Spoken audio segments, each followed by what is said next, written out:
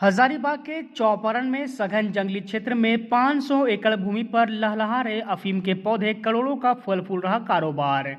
इस वर्ष बीते 5 सालों की तुलना में दोगुनी की जा रही है खेती। हजारीबाग झारखंड बिहार के सीमावर्ती क्षेत्र हजारीबाग जिले के चौपारण क्षेत्र में बड़ी तेजी से नशे के बड़े बाजार में तब्दील हो रहा है। बीते लगभग 5 सालों से अफीम की बड़ी खेती प्रखंड के भूभाग पर की जा रही है। अनुमान के मुताबिक 20 से 40 एकड़ का अवैध व्यवसाय नशे की खेप की वजह से होती है, परंतु इस वर्ष अफीम की खेती सर्वाधिक की गई। लगभग 500 एकड़ से अधिक वन भूमि का इस्तेमाल इसकी खेती के लिए की गई। वन क्षेत्रों में नदी नाले से सटे जंगल को साफ कर समतल भूमि बनाकर यहाँ की पहाड़ियों पर भी इसकी खेती की जा रही है। एक समय उग्रवादियों के लिए चर्चित कोलेश्वरी और मगध जोन अब इनके लिए सर्वाधिक सेफ जोन बन गए हैं। इन इलाकों में पुलिस अथवा वन विभाग की सक्रियता सुरक्षा के मद्देनजर नहीं रहती, लिहाजा इसका बड़ा व्यापक इस्तेमाल नशे के कारोबार को स्थापित करने में हो रहा है।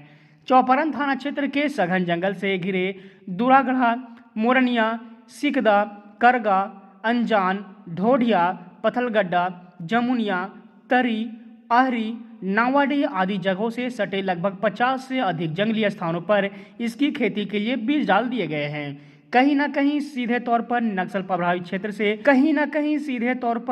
प्रभावित क्षेत्र होने के कारण ही जंगली क्षेत्रों में नशे के कारोबार फल फूल रहा है।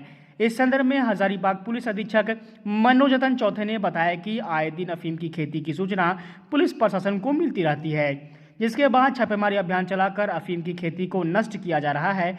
उन्होंने यह भी बताया कि नारकोटिक्स कंट्रोल ब्यूरो के माध्यम से भी गांजा अफीम की खेती की जानकारी के आधार पर सैटेलाइट इमेजनरी के द्वारा अफीम गांजे की खेती को नष्ट करने की कार्रवाई की जा रही है।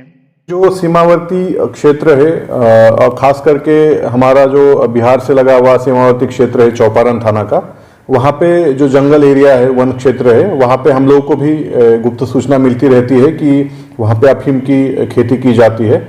इस तरह का सूचना अभी वर्तमान में हमारे पास प्राप्त हो रहा है और साथ ही साथ एनसीबी नारकोटिक्स कंट्रोल ब्यूरो की तरफ से भी हम लोग को अफीम हो या गांजा की जो खेती होती है उससे संबंधित सैटेलाइट इमेजनरी भी उपलब्ध कराई जाती है। तो उस आधार पर भी जो इनपुट हमारे पास आता है, उस इनपुट को देखते हुए हम लोग लगातार छापेमारी दल का गठन करते हैं और ज़रूरत पड़ने पर हम लोग सीआरपीएफ का भी इस्तेमाल करते हैं यदि वो नक्सलग्रस्त एरिया है या सीमावर्ती क्षेत्र है जहां आईडीज का खतरा रहता है। और अन्य जहां पे वन क्षेत्रों में ऐसी सूचना होती है तो लोकल थाना प्रभारी या लोकल एसडीपीओ के स्तर से ही हम लोग टीम का गठन करके उसमें छापामारी करते हैं। अभी चूंकि सीजन आ गया है और हमारे पास गुप्त सूचना भी मिल रही है कि इस तरह की अफीम की खेती कुछ लोग अवैध तरीके से कर रहे हैं, तो जहां जहां से हम लोग के पास सूचनाएं आ रही है उन जगह पे हम लोग स्पेसिफिक ऑपरेशंस चला करके उन सभी अवैध धंधेबाजों के अगेंस्ट कार्रवाई भी करेंगे और उनके ऊपर स्ट्रिक्ट कानूनन कार्रवाई करेंगे।